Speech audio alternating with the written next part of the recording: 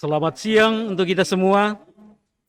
Selamat jumpa kembali di hari Minggu Advent yang ketiga ini.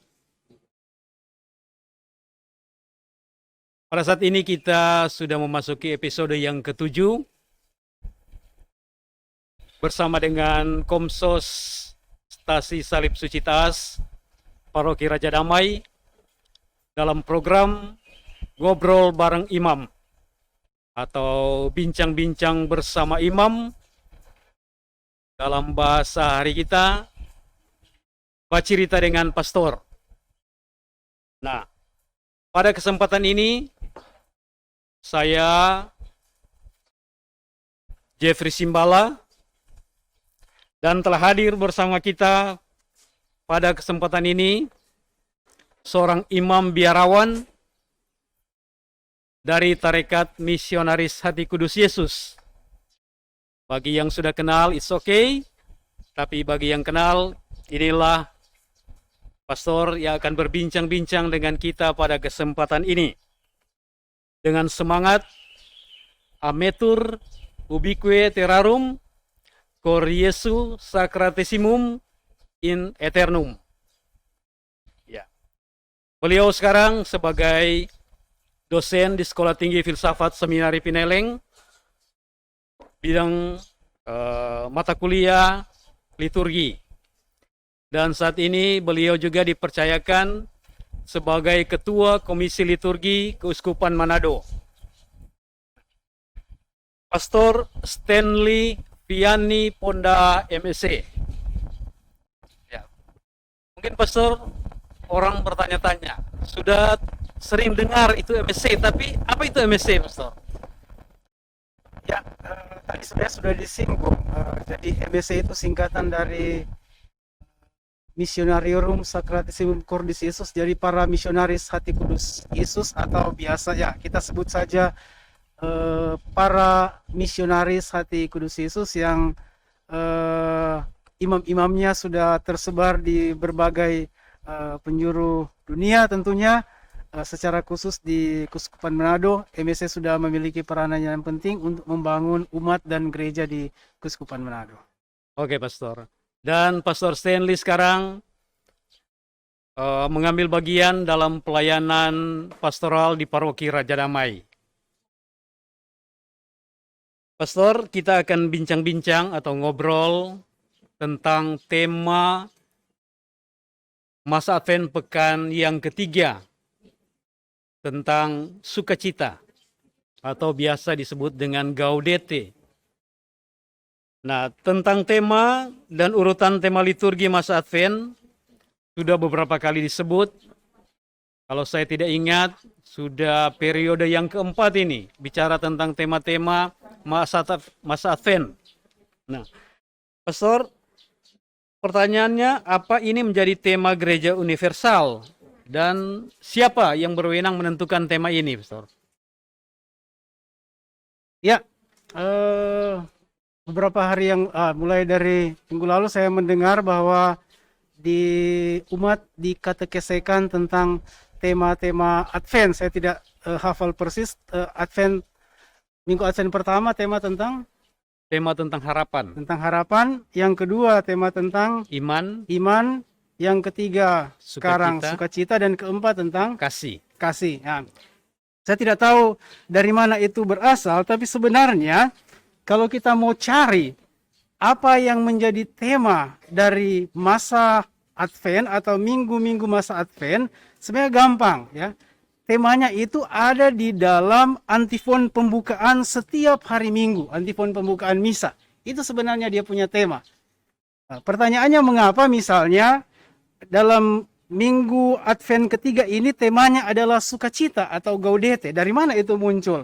Nah, istilah Gaudete itu sebenarnya kata pertama dalam bahasa Latin tentunya dari antifon pembukaan misa hari Minggu hari ini ya, pada hari Minggu Advent keempat. Tadi dalam khotbah sudah disinggung.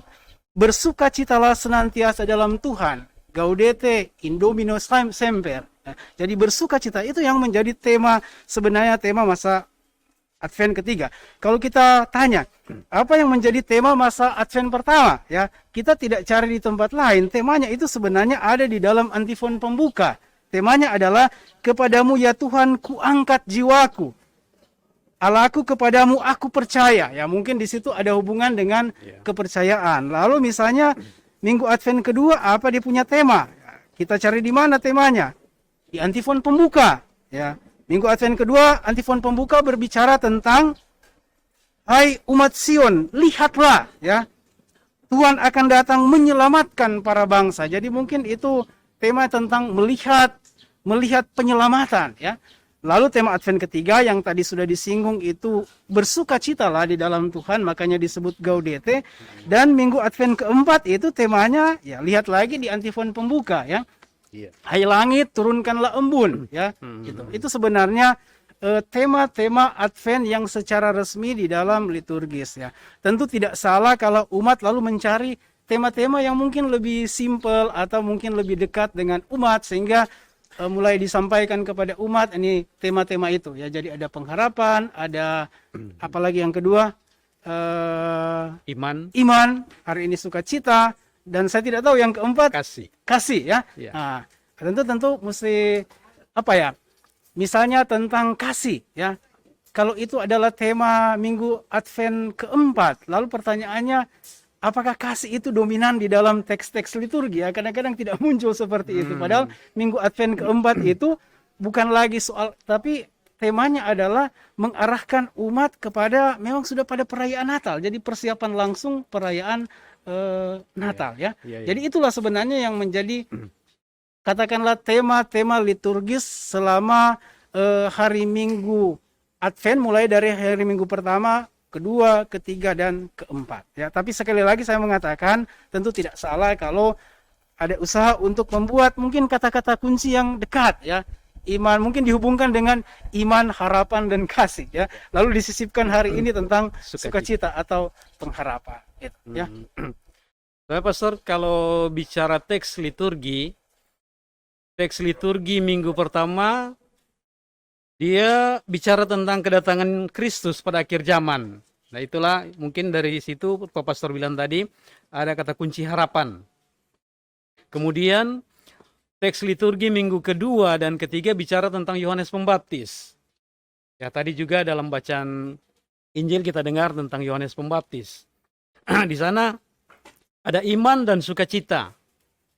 Kemudian minggu keempat teks liturgi menampilkan Maria yang melahirkan Yesus. Nah, di sana kasih Allah yang muncul dalam peristiwa ini. Begitu. Kemudian Pastor, soal urutan tema. Tadi sesuai dengan minggu pertama, kedua, tiga Advent, harapan, iman, sukacita, dan kasih. Kalau saya ingat Rasul Paulus dalam suratnya yang pertama kepada jemaat di Korintus, dia bicara tentang urutan iman, harap, dan kasih. Juga di dokumen-dokumen gereja tersebut dua dokumen Apostolicam Actuositatem bicara tentang iman, harap, dan kasih. Juga konstitusi dogmatis tentang gereja menyebutkan urutan yang sama. Nah karena itu bagaimana mau menjelaskan ini tema yang dari kitab suci, dokumen iman, harap, dan kasih, kemudian tema dari minggu pertama, kedua, dan tiga Advent itu agak terbalik-balik, apalagi di minggu ketiga ada tema sukacita. Itu Pastor. Ya, makanya saya tadi jelaskan bahwa tema masa Advent sebenarnya tidak secara langsung berkaitan dengan iman, harapan, dan kasih yang disebut keutamaan ilahi, ya. Jadi lain sekali, ya. Tema Advent itu lain sekali. Saya tidak tahu siapa yang mencoba untuk membuat pembagian itu, iman, harapan, dan kasih, dan keempat itu sukacita. Ketiga sukacita itu betul, ya. Tapi sebenarnya temanya sederhana begini, ya. Tadi sudah disinggung, masa Advent itu sebenarnya kan masa persiapan, ya. Persiapan kedatangan Tuhan. Itu intinya, ya. Tapi kedatangan Tuhan itu punya dua dimensi, ya, atau punya dua arah. Pertama, umat selama masa Advent diarahkan kepada kedatangan Tuhan untuk pertama kalinya, itulah 2000 tahun yang lalu di Bethlehem. Ya, dan itu yang kita rayakan pada hari raya Natal. Itu pertama, kedatangan Tuhan untuk pertama kalinya. Ya, jadi Advent adalah persiapan Natal di mana umat merayakan, memperingati kedatangan Tuhan untuk pertama kalinya.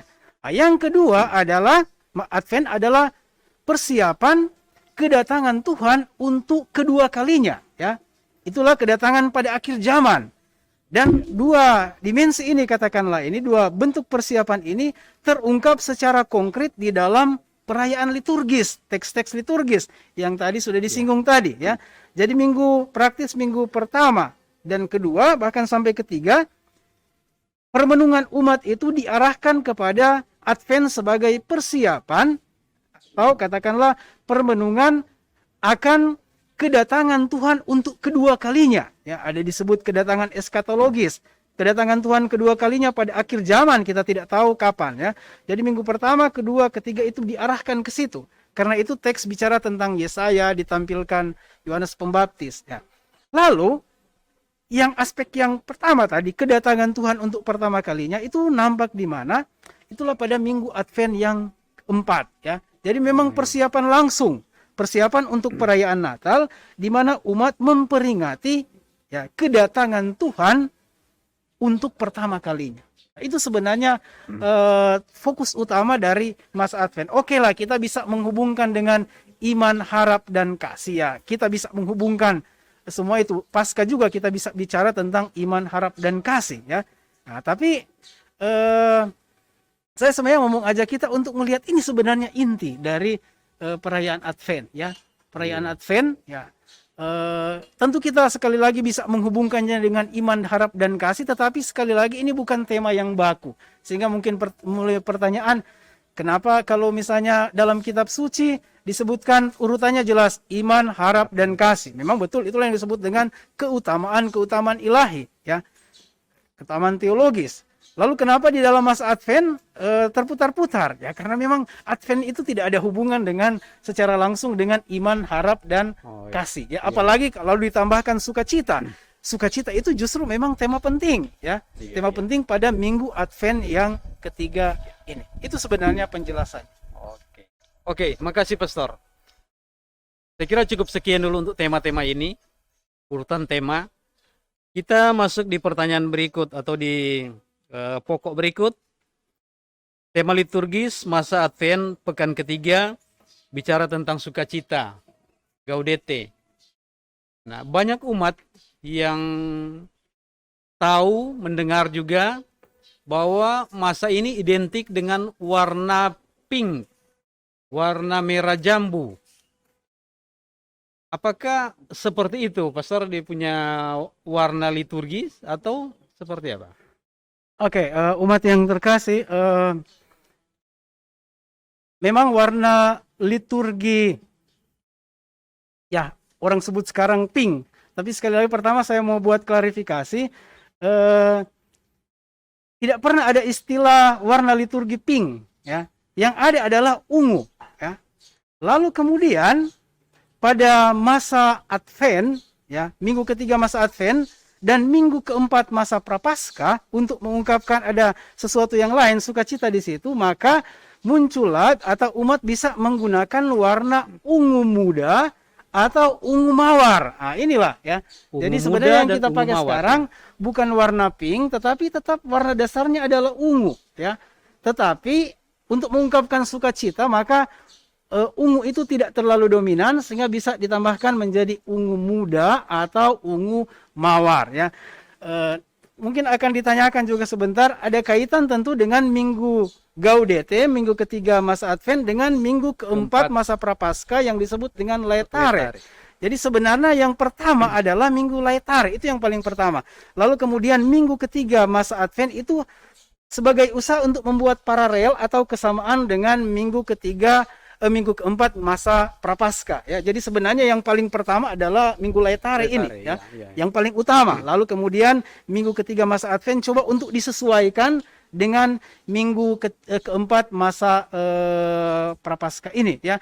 Mungkin pertanyaannya apakah memang seperti itu warna liturginya?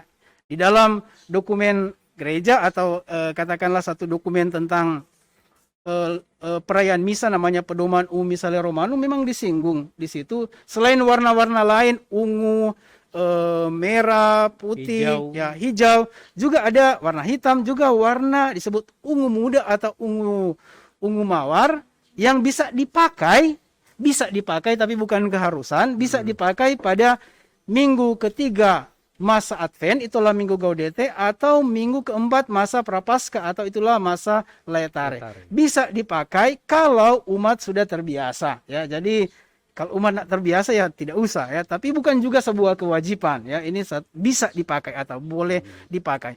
Nah, mungkin umat bertanya kenapa ungu muda atau ungu mawar, ya.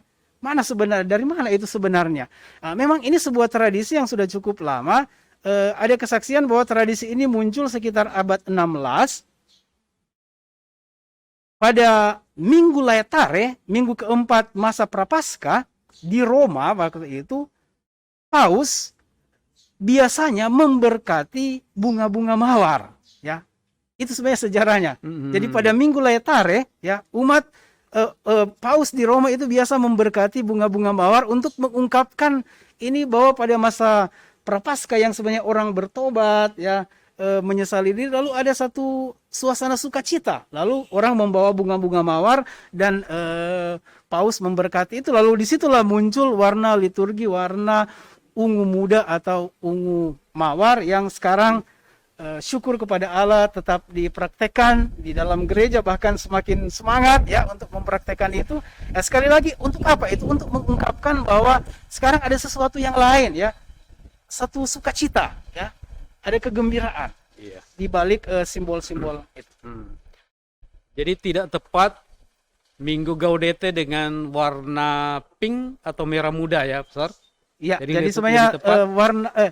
istilah yang ada di dalam Pedoman Umum Misale Romanum dikatakan itu warna ungu muda atau ungu mawar. Ya. Oke, terima kasih, Pastor. Terus, Pastor, suasana khas masa Advent adalah gembira dan penuh harap menantikan Sang Juru Selamat. Ya, Pastor. Jadi ada sukacita. Pastor bisa menerangkan sesuatu tentang suasana khas ini.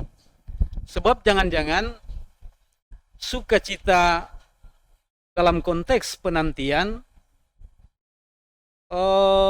dikaburkan dengan suasana sukacita Natal ini, Pastor. Kira-kira seperti apa, Pastor? Boleh mau terangkan itu?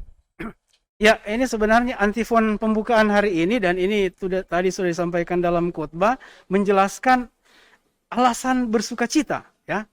Kenapa pada minggu Advent ketiga ini kita bersukacita? Di dalam antifon pembukaan misa dikatakan, bersukacitalah selalu dalam Tuhan. Sekali lagi kukatakan kepadamu, bersukacitalah. Nah, sekarang pertanyaan, kenapa kita harus bersukacita? Karena Tuhan itu sudah dekat, ya.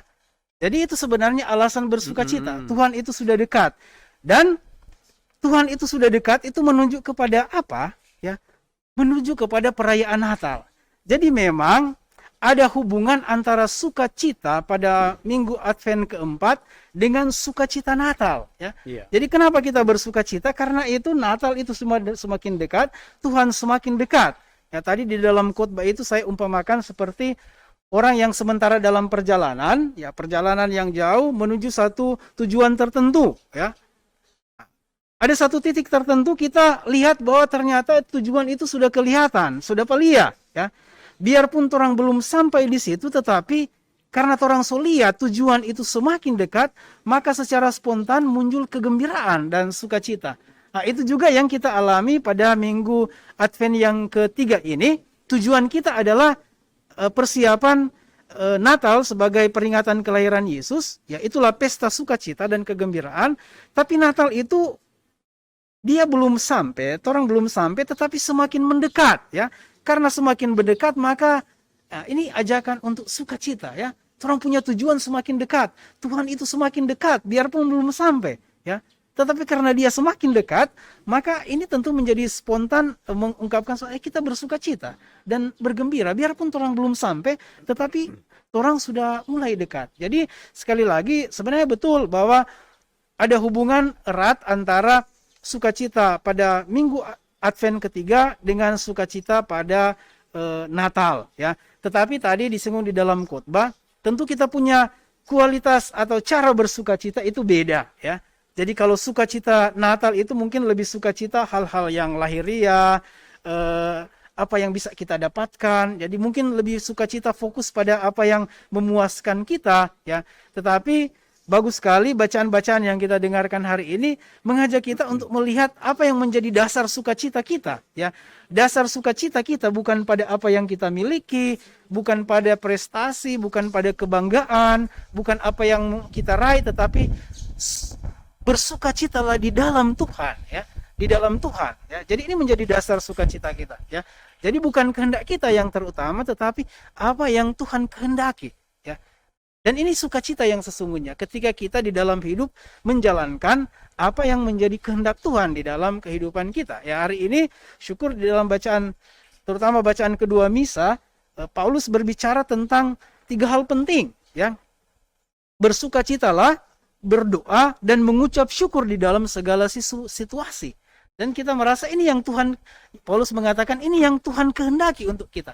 Ya, jadi kalau kita bertanya, apa yang menjadi kehendak Tuhan kita selama masa Advent untuk mengisi sukacita? 3 hal itu, bersukacita, berdoa, dan selalu mengucap syukur di dalam segala situasi.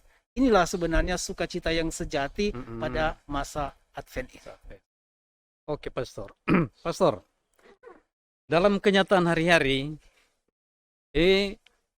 konteks sukacita dalam penantian masa Advent, ya. Dalam kenyataan hari-hari, ketika suami atau kaum keluarga yang lain menantikan kelahiran, yang terjadi justru suasana H2C, Pastor. Harap-harap cemas, bukan sukacita. Itu yang terjadi dalam kehidupan sehari-hari dalam keluarga.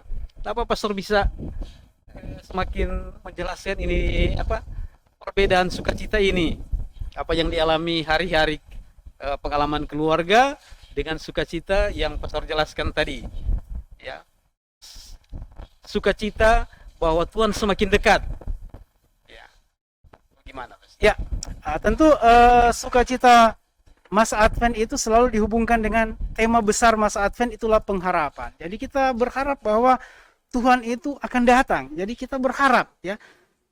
Tetapi minggu Advent ketiga mengingatkan kita, nah ini kita bukan lagi sekedar berharap, sudah ada kepastian, ya. Tuhan itu semakin dekat. Karena itu, ya, pengharapan itu bukan cuma harap-harap, tetapi pengharapan masa Advent adalah bukan harap-harap cemas, tetapi harap-harap dalam kepastian. Harap-harap dalam kepastian. Harap-harap dalam kepastian. Kita berharap tetapi selalu ada kepastian bahwa pasti Tuhan itu akan datang di dalam kehidupan kita. Nah, sekarang tinggal pertanyaannya bagi kita, siapkah kita? Ya, seperti seruan Yohanes, ya, persiapkanlah jalan bagi Tuhan. Apakah selama masa Advent ini kita sungguh-sungguh mempersiapkan jalan bagi Tuhan atau tidak? Sehingga pengharapan kita bukan harap-harap cemas, tetapi sebuah pengharapan di dalam kepastian. Oke, Pastor. Tadi Pastor singgung soal tema sukacita minggu ketiga Advent, Gaudete, dan sukacita minggu keempat, Letare, Masa Prapaskah. masa Prapaskah, minggu keempat. Nah, Pastor, kira-kira boleh tambah sedikit penjelasan tentang beda suasana ini? Ya, sebenarnya istilahnya paralel. Jadi punya nuansa yang sama sebenarnya, ya. Samanya di mana? Kita tahu masa Prapaskah itu ditandai dengan masa pertobatan. Jadi ada nuansa pertobatan, karena itu warna liturgi itu ungu, ya. Begitu juga masa Advent itu ditandai dengan, jadi semangat masa Prapaskah itu juga menandai semangat masa Advent, itulah pertobatan. Jadi mempersiapkan jalan bagi Tuhan. Nah, di tengah-tengah perjalanan dalam suasana pertobatan, lalu semacam ada satu interval, ada jeda, ya, bahwa kita pada akhirnya bersukacita juga. Nah, makanya muncul minggu Advent minggu Prapaskah keempat bersukacita, ya, Letare.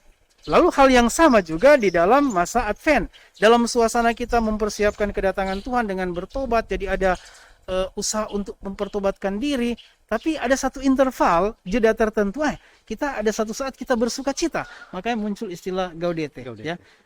Ya, jadi sebenarnya tetap ada kesamaan, ya. Jadi ada kesamaan, jadi ada sukacita dalam suasana situasi pertobatan, usaha orang untuk terus-menerus bertobat dan membaharui diri, tapi juga di lain pihak ada sebuah ungkapan kegembiraan, ya. Bahwa pertobatan itu mengatakan kepada kita, pertobatan itu bukan berarti sekedar meratapi, melihat ke belakang, ya, dosa-dosa yang kita buat, ya. Kalau kita terus-menerus lihat ke belakang, maka seperti pemazmur mengatakan, siapakah yang bisa tahan, ya. Tetapi pertobatan itu berarti memandang ke depan dengan sukacita, ya, memandang kebaikan Tuhan dengan sukacita. Itulah pertobatan yang sejati. Jadi bukan terutama melihat ke belakang dengan murung-murung, dengan kesedihan, tetapi pertobatan yang sejati adalah melihat ke depan dengan sukacita. Berarti minggu keempat Prapaskah Letare itu menunjuk pada sukacita kebangkitan ya, Pastor? Ya, sukacita kebangkitan. Kemudian minggu ketiga Gaudete itu menunjuk pada kedatangan. Sukacita karena kedatangan penyelamat. Oke, Pastor. Pastor, ini yang terakhir. Ya. Semangat atau roh pembaruan liturgi Konsili Vatikan kedua bicara tentang participatio actuosa, yang mencita-citakan satu liturgi yang umat secara sadar maupun aktif boleh terlibat di dalamnya. Nah, tentu untuk mencapai cita-cita itu perjalanan panjang, penuh perjuangan, membosankan, orang Manado bilang mempastiukan kadangkala. Apalagi menjelang masa Pasca atau masa Natal, ada kesempatan untuk umat melakukan sili atau tobat. Nah, itu dalam kenyataan sehari-hari, Pastor, ini sikap umat dalam mencita-citakan itu roh atau semangat tadi, umat terlibat secara aktif itu kadang-kadang terganjal ketika pengakuan dosa, pelayanan sakramen pengakuan dosa. Umat berkomentar, pastor paroki yang akan melayani pengakuan dosa, bagaimana Nah, kira-kira seperti apa itu, Pastor? Apalagi ini dikaitkan dengan masa ini, umat diharapkan menghindari untuk menjaga suasana dalam rangka pandemi ini, Pastor. Nah, jadi Keuskupan minta supaya ada pengakuan bersama, pengakuan tobat, dan absolusi umum. Bagaimana Pastor menjelaskan itu?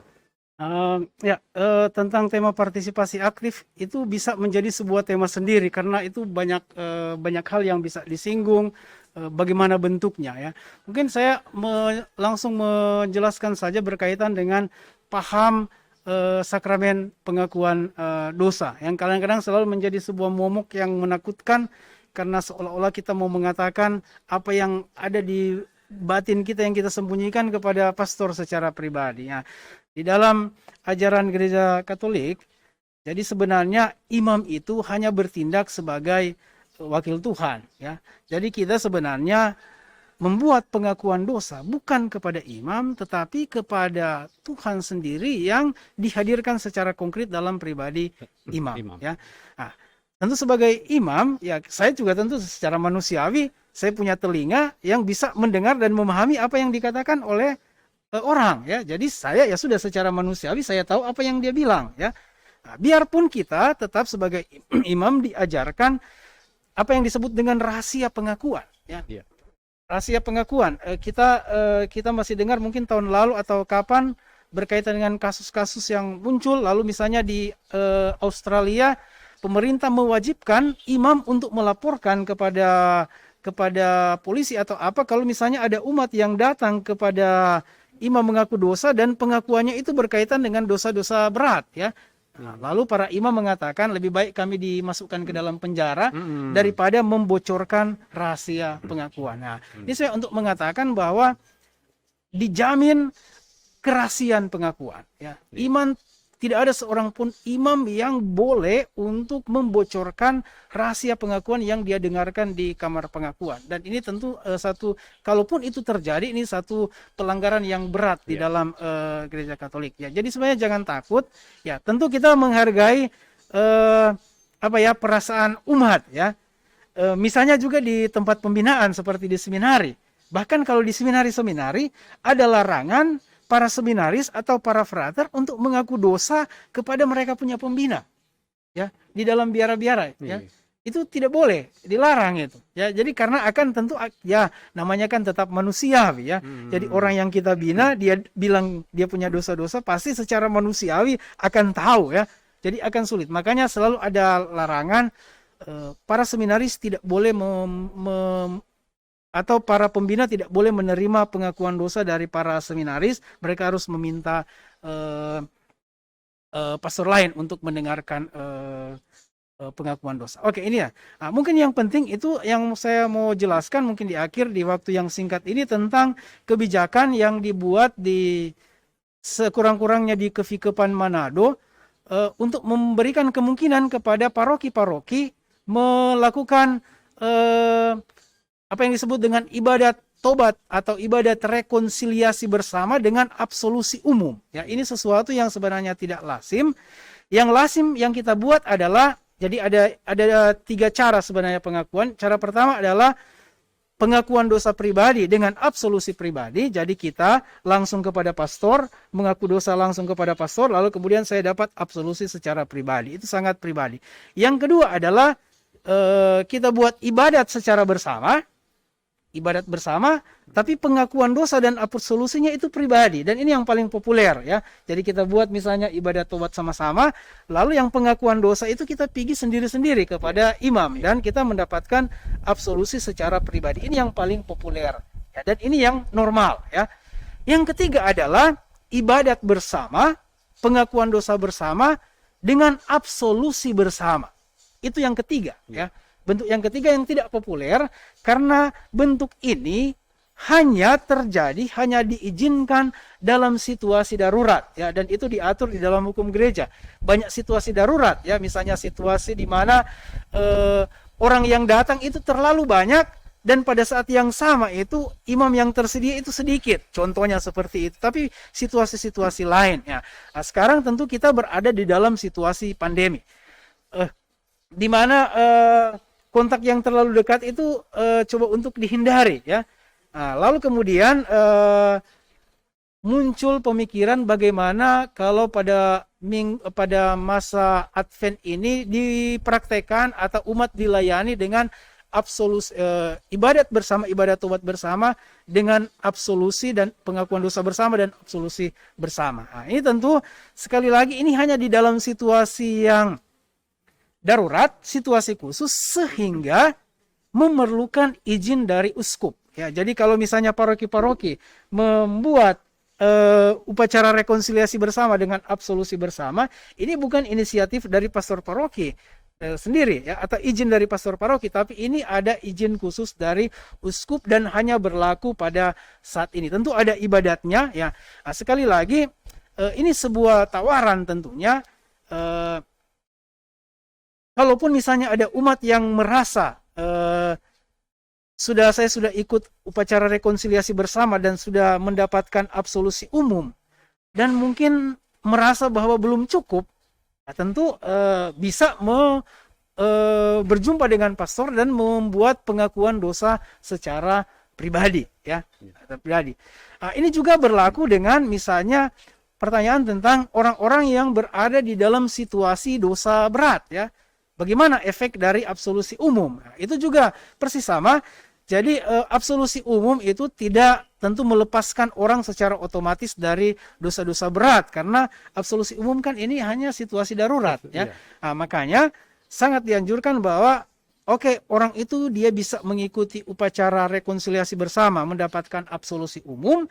Tetapi ya supaya dosa beratnya itu sungguh-sungguh dilepaskan, pada saat yang tepat dia diwajibkan ya untuk berjumpa dengan pastor dan melakukan pengakuan dosa secara pribadi. Nah, sekali lagi ini sesuatu yang tidak lazim, mungkin baru pertama kali dibuat, sama sekali tidak lazim karena ini hanya dibuat dalam situasi darurat. Dan mungkin para pastor dan uskup melihat bahwa pandemi ini adalah sebuah situasi yang darurat yang tidak memungkinkan kita untuk melakukan pengakuan dosa secara pribadi. Maka pengakuan dosa umum dengan absolusi umum itu menjadi sebuah tawaran yang bisa diberikan kepada umat, ya. Nah, kalau kita lihat dia punya tata perayaannya pun memang sangat umum, tetapi ada satu rumusan misalnya pada bagian pengakuan dosa dan rekonsiliasi, ya. Lihat di sini, ini bukan sebuah kewajiban tetapi sebuah tawaran. Misalnya imam mengatakan begini pada bagian ajakan, umat yang terkasih, mereka yang mau, ya, menerima menerima absolusi sakramental dipersilahkan untuk menundukkan kepala, membuat tanda salib dan menyatakan tobat bersama-sama. Jadi itu memang mengandaikan kita mau, ya. Jadi kalau tidak mau ya tidak usah ikut, tidak, ya. Jadi tapi kalau kita, ya, siapa yang mau, ya. Siapa yang mau ya ikut, atau tapi kalau misalnya saya tidak mau ya ikut saja ini perayaan ini, ya tanpa harus mengikuti tata cara seperti yang dijelaskan di dalam tata perayaan ini, ya. Sekali lagi, siapa yang mau, ya. Makanya perlu sekali pada tata cara rekonsiliasi umat dengan pengakuan dosa dan absolusi umum, sangat penting ini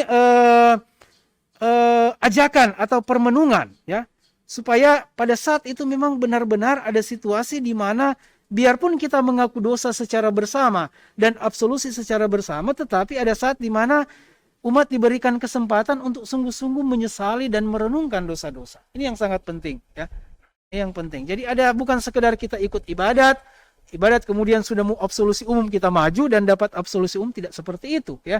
Jadi memang ada persiapan batin sehingga secara pribadi kita sungguh-sungguh mempersiapkan. Jadi ada sebuah niat yang tulus dari diri kita untuk mengakui dosa-dosa dan bertobat.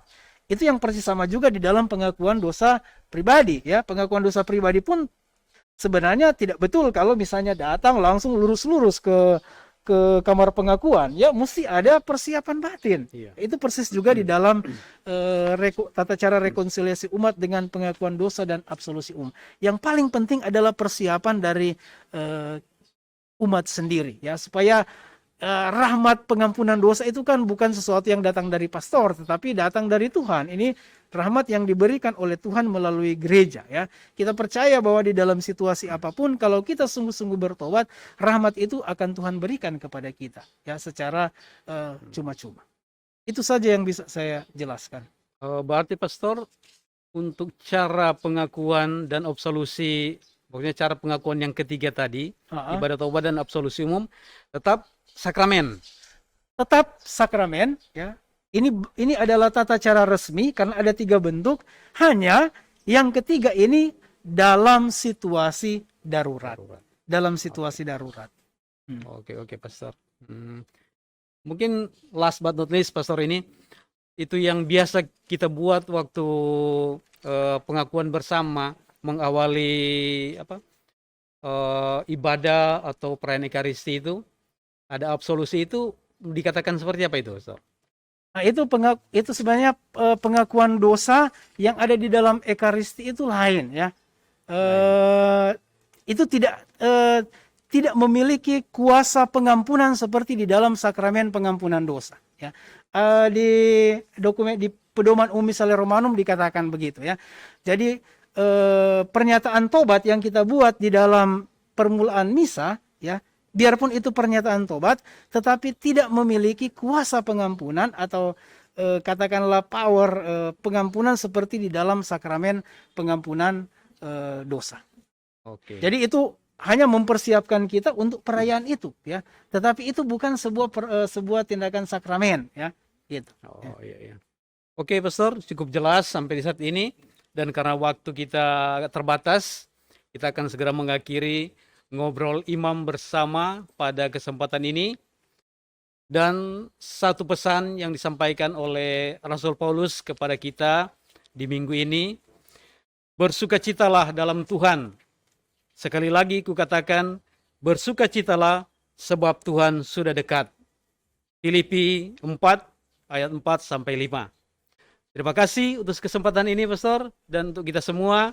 Sampai jumpa di periode yang akan datang. Mari kita kopi dulu, pastor. Terima kasih banyak.